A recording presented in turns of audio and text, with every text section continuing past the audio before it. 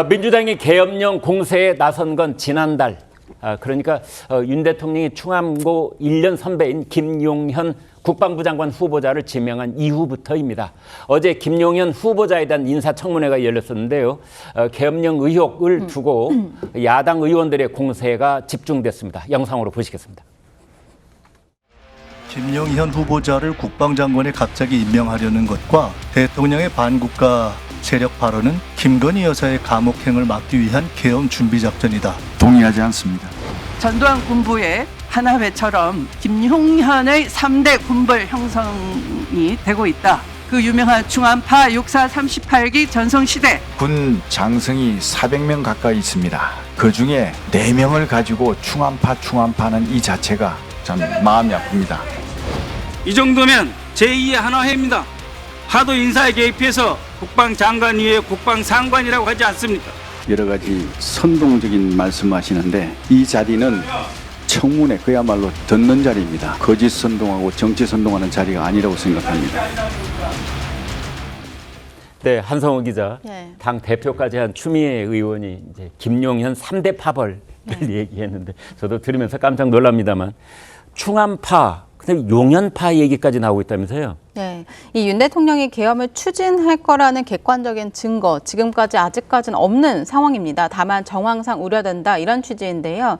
이 성층 의장님도 잠깐 언급하셨지만 이 민주당이 보는 근거는 크게 3가지입니다. 먼저 이 핵심 안보 라인이 대통령이 졸업한 충암고 출신으로 바뀌었다는 건데 충암고 출신이 있는 자리들이 국방부 장관, 행안부 장관, 이 방첩사령관 등이 있는데 계엄을 직접 건의하거나 이 관여할 수 있는 자리라는 겁니다. 이 계엄법에 따르면 국방부 장관 또 행안부 장관이 계엄령 선포를 대통령에게 건의할 수 있긴 한데 이를 바탕으로 주장을 하는 겁니다. 그리고 두 번째로 이 대통령의 최근 발언들을 주목하고 있는데요. 최근 대통령이 이 전쟁이 터지면 북한에 동조할 세력으로 반국가 세력을 계속 언급하고 있는 건데 이 계엄의 명분을 삼기 위해 사전 포석을 까는 거라는 의심입니다. 마지막으로 이 박근혜 정부 때 불거진 계엄령 검토 논란을 근거로 윤석열 정부도 충분히 가능하다 이런 주장인데요. 어쨌든 정치권에서는 윤 대통령에게 이 친일, 탄핵, 계엄 같은 부정적 이미지를 더 씌우고 야권 지지층을 결집하는 용도다 이런 지적이 나오고 있습니다. 추경호 원내대표도 오늘 오전 이 회의에서 이재명 대표의 사법 리스크 방탄을 위해서 이 지지층을 결집시키고 있다 이렇게 말을 했고요. 이 대통령실은 탄핵, 계엄을 일상화시키고 세뇌시키는 선동이라면서 괴담이라고 맞받아쳤습니다. 네. 자, 성 국장님. 국방장관, 행안장관, 방첩사령관, 777 사령관 4명이 다 충암고 출신이 될 것 같아요. 문제 없습니까? 아니 워낙 근거가 없으니까 네. 다른 계엄령을 선동을 해야 되는데 다른 뚜렷한 근거가 없어요. 근거가 없으니까 상상에 의해서 하다 보니까 사람들을 엮는 겁니다. 조금 전에 뭐 충암파, 용현파 이야기를 했는데 지금 군 장성이 400명인데 충암고 출신이 4명이라고 해요. 한 고등학교 출신이 4명이면 많은 거 아닙니까? 아니 근데 5명인 고등학교가 3개 있어요. 서울고, 진주고, 순천고. 아 그렇군요. 그러면 4명 가지고 무슨 뭐 그 군장성 4명이서 용현파, 뭐 충암파를 구성을 하나요? 서울고파는 없습니까 혹시? 지금 그러니까 서울고파, 순천고파 그러면 다 있어야 돼요. 아 네. 그런데 어쨌든 이 국방부 장관이 그 중앙부 출신이 됐다고 해서 이렇게 네이밍을 갖다 붙이면서 이거 워낙 뚜렷한 근거가 없으니까 이것저것 갖다 붙이는데 가령 예를 들어서 이 반국가 세력 네. 이거 윤석열 대통령이 취임 초부터 해온 이야기예요. 네. 그럼 취임 초부터 계엄령 준비하고 있었습니까? 말이 안 되죠. 그리고 박근혜 정부 시절 계속 이야기하는데 박근혜 정부 때 그때 저희들이 기억하지 않습니까? 기무사 문건 말을 하는 거죠. 기무사 문건 거기에 문재인 대통령이 취임하자마자 인도에 출장 가서 바로 거기서 명령을 내려서 검찰하고 군 합동수사본부를 꾸렸어요. 그 수사본부가 무려 105일 동안 204명이 105일 동안 털었는데 네. 박근혜 전 대통령 그리고 김관진 안보실장 전부 조사했는데 단 한 명도 내란죄로 기소하지 못했습니다. 네. 그리고 겨우 기소한 것이 이 시뮬레이션을 하기 위해서 여러 상황에 대비를 해야 되잖아요. 기무사는. 네. 대비를 하기 위해서 만든 문건 하나 그것을 불구속 기소하는 정도에 거쳤는데 그걸 대통령이 그렇게 지시까지 해서 임기 초에 그렇게 해서 나중에 기무사도 이름 바꾸고 막 해버렸지 않습니까? 네.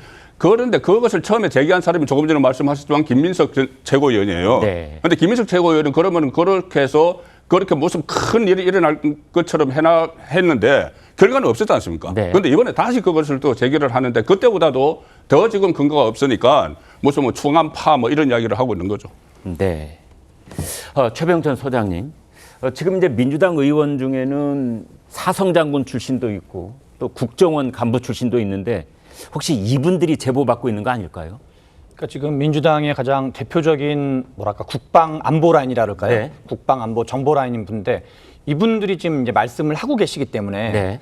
뭔가 그냥 상식으로 생각하면 뭔 그럴듯한 게 있어야 되거든요. 네. 그래서 그리고 거기는 또 이제 이러저런 인맥이나 네트워크가 있을 거잖아요, 당연하게도. 네. 그래서 제가 보기에는 지금 이게 이제 이 정도까지 좀 당의 뭐 거의 지도부 차원에서 얘기하는 것처럼 모양새이기 때문에 일정 시점에 너무 늦지 않은 시점에 뭔가 좀 더 이렇게 지금보다는 좀 더 높은 수준의 신빙성 있는 근거를 제시해야 되는 타이밍이 아닌가 그런 생각이 좀 듭니다. 네.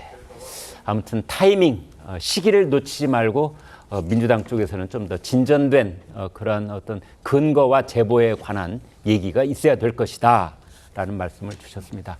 민주당이 단 하나 구체적 근거로 내세운 게 있습니다. 지난 2016년 박근혜 전 대통령 탄핵 선고를 앞두고 군 기무사령부가 작성한 계엄령 검토 문건인데요. 당시 추미애 대표는 계엄령 준비 정보가 돌고 있다고 얘기를 했었습니다. 당시 발언을 들어보겠습니다. 대통령이 국민과 싸우기로 작정을 한 모양입니다. 최종적으로 계엄령까지도 준비하고 있다는 정보도 돌고 있습니다. 참으로 무지막지한 대통령입니다. 하야하십시오. 하야를 하지 않으면 우리는 헌법상 대통령에게 부여된 권한을 정지시키는 조치에 착착 들어갈 것입니다.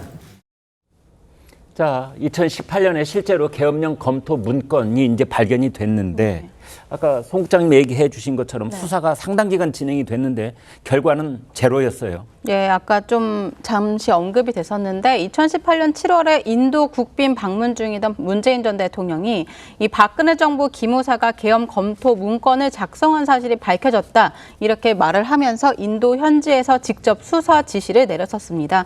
문 대통령은 당시에 썼던 표현이 구시대적이고 불법적인 일탈 행위다. 군이 촛불 시위를 무력 진압하려 하고 있다 이렇게 공세에 나서기도 했는데요. 그 이후에 37명 규모의 이 문재인 정부 군검 합동수사단이 105일간 박근혜 전 대통령, 김관진 전 국가안보실장, 그리고 한민구 전 국방부 장관 등 200명 넘게 조사를 했지만 한 명도 내란 음모 혐의로 기소하지 못했습니다. 기무사 장교 3명만 허위 공문서 작성 혐의로 불구속 기소되긴 했는데 모두 벌금형과 선고 유예를 받았습니다. 올해 2월에 윤석열 정부 검찰에 들어서 미국에서 귀국한 조현천 전 기무사령관을 이 계엄령 관련 문건 작성 지시에 대한 직권남용 혐의로만 기소했을 뿐입니다. 그렇다 보니 민주당이 이 박근혜 정권 차원의 이 친위 쿠데타다 이런 식의 주장을 했던 건 실체가 없다. 이런 평가가 나오고 있고요. 실제로 이번에 민주당 주장대로 계엄을 선포한다고 할지라도 국회 재적의원 이 과반수가 찬성을 하면 계엄을 해제할 수 있습니다. 또 국회의원은 현행범이 아니면 국회 동의 없이 체포하거나 구금하지 못하는 상황입니다. 네. 자, 박영찬 위원장님. 예. 결국은 이제 그 민주당에서 불을 떼고 있었던 이른바 계엄령 설 이것은 이번 주를 고비로 좀 잠잠해질 것 같습니까? 계속 확산될 것 같습니까? 글쎄요, 뭐 이제 앞으로 전개되는 상황을 봐야 되겠죠. 네. 민주당에서 뭐 정황이 있다, 제보가 있다 하니까 이제 제시하는 정황이나 제보 내용을 봐야 되겠지만 저는 진실이 아닌 이런 괴담은 오래가지 못한다. 네. 괴담은 과학이나 진실을 이길 수 없다. 그렇게 확신하고 있습니다. 네. 지금 민주당이나 이재명 대표 쪽에서 2017년 네. 2월에 작성된 그 계엄 문건을 이제 들이대면서 이제 계엄 파문을 확산시키고 있지 않습니까? 네. 그런데 그 당시 그 문건이 그 문재인 정부 초기에 그 정부 문서 분류 보관 시스템이 있습니다. 네. 온나라 업무관리 시스템이라는 정식 등록된 그런 정부 문서 분류하는 그런 공식 시스템. 일종의 이제 파일이라고 볼 수 있죠. 네. 거기에 이 전시 계엄 및 합수 업무 수행 방안 그리고 계엄 대비 계획 세부 자료 문건이 다 등록돼 있었다는 겁니다. 네. 그러니까 이게 무슨 숨기거나 음모를 하기 위한 문건이 아니라 그야말로 박근혜 전 대통령 탄핵을 앞두고 치안 유지를 하기 위한 검토 의견이었다. 네. 그런데 이 개헌 문건이 있다고 해서 구테타를 기획한 것이냐? 네. 그렇게 볼 수는 없는 것이죠. 네. 예. 계엄에 관한 사항은 법률에도 있고 헌법에도 있지 않습니까? 그러니까 정말 국가가 굉장히 위중한 상황에 처했을 때는 계엄이나 위수령 같은 극단적인 조치를 취할 수밖에 없는 것이죠. 네. 그리고 기억하시겠지만 2016년, 2017년 굉장히 상황이 엄중하지 않았습니까? 네. 예, 광화문에서 정말 하루에 수십만 명이 시위하고 집회하고 네. 굉장히 엄중한 상황이었고 그러한 상황에서 군은 군 나름대로 치안 유지를 위해서 뭔가 합당한 조치를 취할 필요가 있었다. 그래서 나온 게 이 개헌 문건이고 다시 한번 말씀드리지만 이 개헌 문건은 온나라 업무관리 시스템이라는 정식 비밀 문서로 정식 문서로 등재돼 있었다라는 점을 다시 한번 강조드립니다. 네.